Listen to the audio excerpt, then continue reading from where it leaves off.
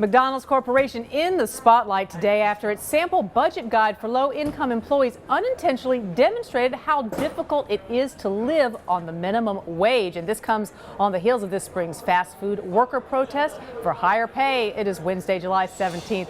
Welcome to Lunch Break. I'm Wendy Bounds. Joining me right now to parse through all of this is Wall Street Journal restaurant reporter Annie Gasparro. Thanks so much for being with us. Wow, this isn't what they intended with this. Explain a little bit about this budget guide that they put out and why it's coming under scrutiny right now. Well, it was intended to help their employees figure out how to balance their budget and not overspend. Good intentions. Good intentions. But what it showed is that the costs that they anticipate are not very realistic. Right. And that many McDonald's workers may be on minimum wage or close-ish to minimum wage. And if you look at, I think we have a the sample monthly budget they put out. If you look at that, what I was astounded by was that 1,100, there it is right there at the top number, that 1,105 number, right? That's what it would be if you're working one job. But that doesn't match the total monthly expenses at the bottom, $1,260. So they expect you to have to pick up a second job, right, to make another nearly $1,000. So it's a lot of hours that they anticipate you're working, and still you're only getting to spend about $25 a day. In addition to that, some people have sort of gone through these numbers, these monthly expenses. They're pulling out numbers like the mortgage rent at $600.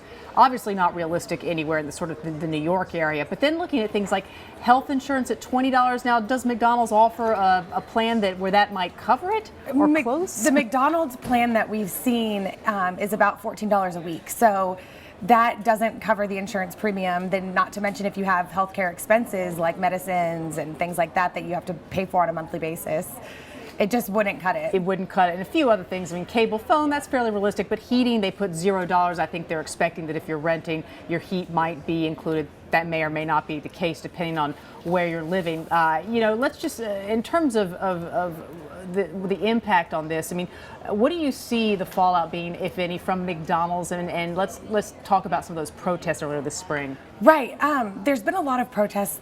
A lot of fast food workers are trying to start a union, trying to get their pay increased from the federal minimum wage right now, which is $7.25 an hour, to as high as $15 an hour. Right. So they say that it needs to nearly be doubled in order for people to make a living wage. And there are many states that have, I mean, I think 19 states or more have higher than the minimum wage. Right.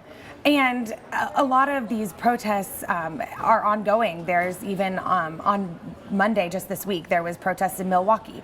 So it's an ongoing subject that McDonald's has had to deal with because even earlier this year when President Obama proposed higher minimum wage, it really impacted their stock price. So as the largest restaurant chain in the world, right, this is an issue that they have to face, and people take McDonald's lead. Other restaurants take McDonald's lead on the subject. And do you think this, I mean, maybe I'm being optimistic here, but is this sort of this budget and all the sort of the brouhaha around it, do you think there'll be a reality check where, employees might be, en masse going to McDonald's saying, yeah, I can't live on what you pay me for a 40-hour week on a minimum wage. So or do you think that's pie in the sky? I think as these protests have started from the fast food workers, they have gained more traction, and employees are not as scared anymore to step up to the employer and say, this is unacceptable.